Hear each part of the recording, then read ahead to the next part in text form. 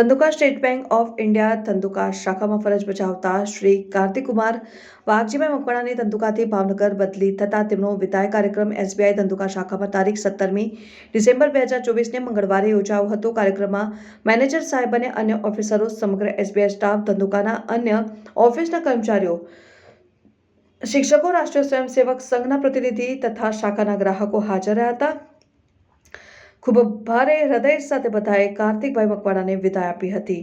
Manager સાહેબના જણાવ્યા મુજબ કાર્તિકભાઈ અમારી શાખાના પિલર સમાન હતા અને તેમના જવાથી ખૂબ મોટી ખોટ પડી છે। અન્ય કર્મચારીઓ અને રાષ્ટ્રીય સ્વયંસેવક સંઘના પ્રતિનિધિઓ દ્વારા શાલ ઉડાડીને સન્માન કર્યું હતું। તેમણે જણાવ્યું કે એસબીઆઈ ધંધુકામાં આપની ફરજ સાથેની સેવા ખરેખર વંદનીય છે। તમારો શાંત અને પ્રેમાળ સ્વભાવ, એક પ્રશ્ન વધુ પૂછવાનો ભાવ થાય તેવો અને ક્યારેક કોઈને નિરાશ કર્યા નથી તે સત્ય છે। બેસ્ટ એમ્પ્લોઈઝનું બિરુદ તમને એકદમ ફિટ બેસે છે।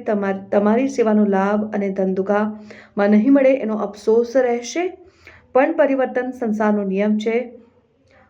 Best of luck.